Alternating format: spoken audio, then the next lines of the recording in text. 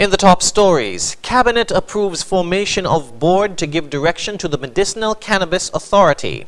Brazil's Amazonas state running out of oxygen amid COVID surge, and high security in the U.S. amid concerns over likely violence. Hello and welcome to the ZIZ Midday Newscast. Today's Friday, the 15th of January 2021. I'm Jason Davis. We apologize for the technical difficulty earlier, but let's get right into the news. Nationally, Prime Minister Dr. the Honorable Timothy Harris says his government has approved the formation of the board that will have responsibility for the policy, strategic direction, and governance of the Medicinal Cannabis Authority.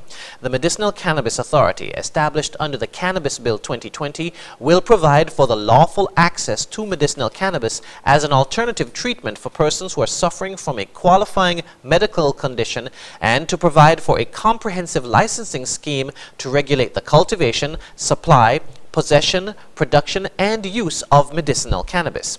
Speaking at his press conference on Thursday at the NEMA conference room, Prime Minister Harris noted that the composition of the board is actively being pursued. In performing its functions, the board shall monitor the administrative operations of the authority, B. Submit recommendations to the Cabinet in relation to the issuing of licenses and other authorizations. C. Advise the Minister on matters of general policy relating to the management and development of an efficient and regulated medicinal cannabis industry.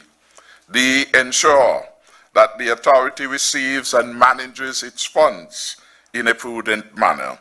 And D. Do all such things as the board reasonably considers necessary or expedient for the purpose of carrying out its functions under this Act. The board is expected to consist of representatives from various government ministries as well as members of civil society. According to a statement out of government headquarters, Thursday's announcement by Prime Minister Harris represents another step by the Team Unity administration towards the creation of a viable and well-managed cannabis industry in St. Kitts and Nevis. Commissioner of Police Hilroy Brandy has given updates on investigations into 2 deaths last year. During the Prime Minister's press conference, Commissioner Brandy said the deaths of 59-year-old Sandra Adams and 21-year-old Customs Officer Andrew Douglas were both ruled as self-inflicted. I will first go to the lady at Halfway Tree that was reported found in her house with injury about her body.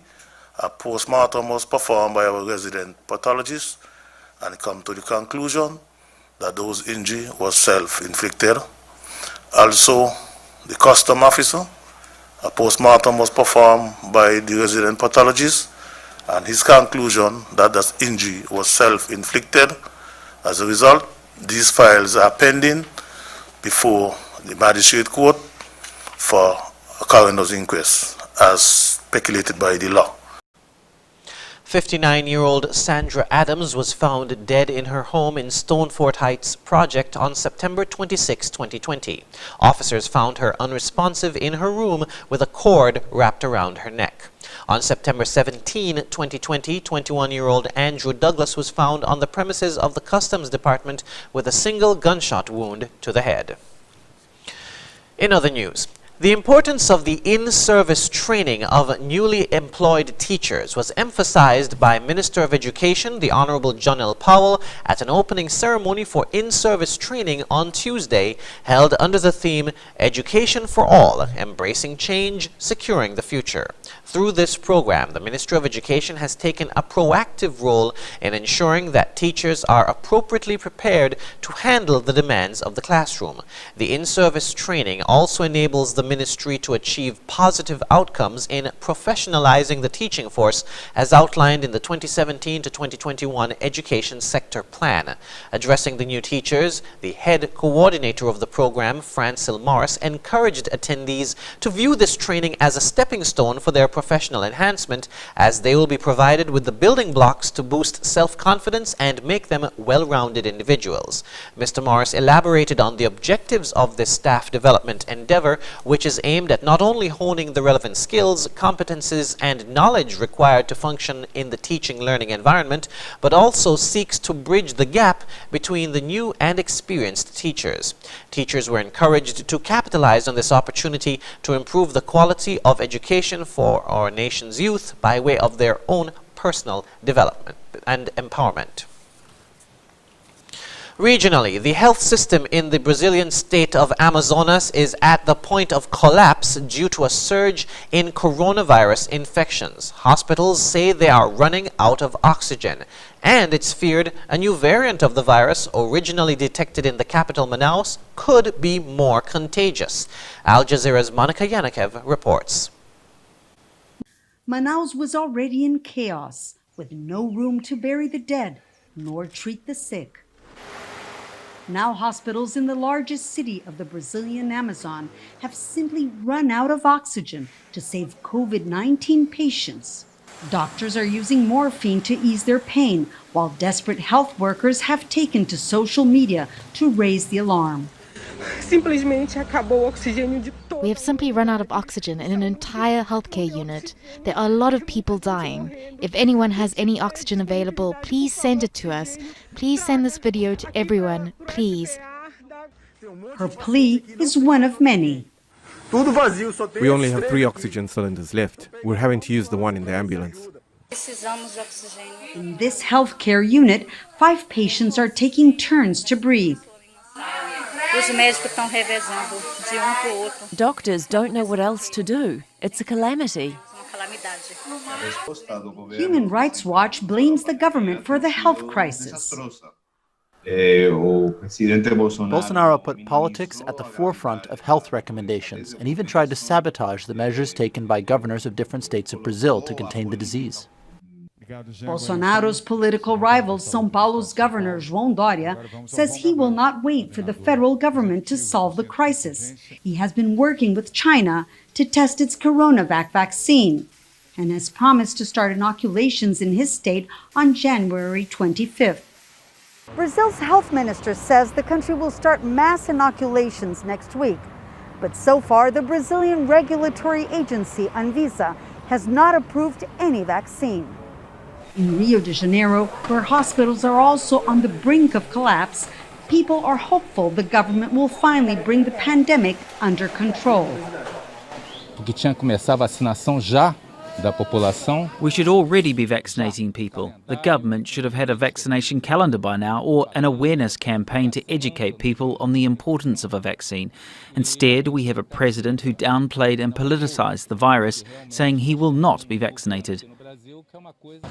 While the government has been dragging its feet, the virus has been spreading fast, claiming more than 200,000 lives. And the situation is only deteriorating while Brazil awaits for a vaccine. Monica Yanikev, Al Jazeera, Rio de Janeiro. In Guyana, local farmers are expected to benefit tremendously from a new multi-million-dollar state-of-the-art, first-of-its-kind fertilizer testing facility, which was commissioned at the National Agricultural Research and Extension Institute on Wednesday. Kendall Richmond reports. The Pesticides and Toxic Chemicals Control Board on Wednesday opened the doors to its new fertilizer testing laboratory located in the National Agriculture Research and Extension Institute's compound at Monrepo, East Coast, Demerara. The testing facility, which was conceptualized in 2019, is the first of its kind in Guyana and is valued at $302,000. Tricia David, a registrar of the board, during her opening remarks, stated that the new facility is an indication of the board's commitment to supporting Guyana's agricultural sector. In 2017, the Bureau of Standards would identified, along with sister agencies in the Ministry of Agriculture, the gap in Guyana where there's no testing for fertilizers. And in 2019, at the level of the board, we began chasing down the opportunity to make this a reality for Guyana. Minister of Agriculture Zulfikar Mustafa described the new facility as a historic achievement for Guyana, a move deemed necessary to support food security for the country. It is also a direct response to the needs of local farmers. We have received numerous complaints across the country where farmers are complaining about the substandard fertilizer that are in our market. where every person who brings in fertilizer into our country, they are not being tested. Today we have that laboratory here and we will make full use of it. He noted that the pesticide board will not only be testing fertilizers, but will be monitoring its storage. The chemical properties of fertilizer can be impacted by storage condition. So these products will not only be monitored at import, but at other stages throughout the life cycle. During the event, the Pesticide and Toxic Chemicals Control Board was also presented with its laboratory certification by a representative of the Guyana National Bureau of Standards. The Pesticide and Toxic Chemicals Control Board was established for the management of pesticides and toxic chemicals in Guyana in 2000. The board is tasked with responsibility for licensing, registration, training, inspection, and enforcement to ensure sound chemicals management in Guyana. Reporting for the AGP Nightly News, Kendall Richmond. Internationally, the FBI director has warned of potential violence in the days leading up to U.S. President-elect Joe Biden's inauguration. The agency says there have been calls for armed protests on several social media platforms. Security has been stepped up in the District of Columbia, and Vice President Mike Pence has said the administration will ensure a peaceful transition. Al Jazeera's Mike Hanna reports. It looks like a capital under siege. Fences topped with razor wire have been erected around the nation's seat of government. Ever-increasing numbers of soldiers are being deployed. Security officials saying that some 20,000 will be sent by the inauguration next Wednesday. That's greater than any current deployment anywhere in the world. Even the Supreme Court is being locked down, as well as other signature landmarks once thronged with tourists. Vice President Mike Pence met with senior security officials to be briefed on the preparations. The American people deserve a safe inauguration on January 20th, and I encourage you to convey to all of the members of your teams to continue to lean forward to ensure that we achieve just that.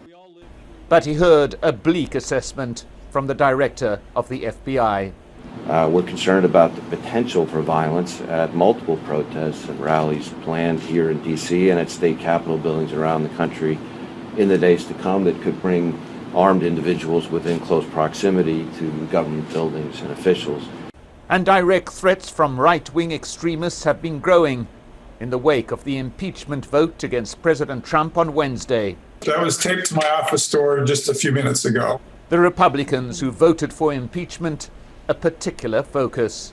Colleagues who are now traveling with armed escorts out of the fear for their safety. Many of us are altering our routines, working to get body armor. As yet another ominous evening fell, the Vice President thanked some of the National Guard that have been deployed to the nation's capital on a scale not seen since the Civil War. Mike Hanna, Al Jazeera, Washington. And now for the weather. Present weather shows cloudy skies with a light breeze of 5 miles per hour from the northeast. The temperature for today is 29 degrees Celsius or 83 degrees Fahrenheit. Seas are moderate with waves of 4 to 6 feet. The forecast says to expect partly cloudy skies for today, and for tonight fair to partly cloudy skies with a 20% or slight chance of a light shower. Sunset today will be at 5:57 p.m., sunrise tomorrow at 6:44 a.m. And that brings us to the end of the ZIZ Midday Newscast. Join us this evening for these stories and more in detail. Thank you for tuning in. I'm Jason Davis.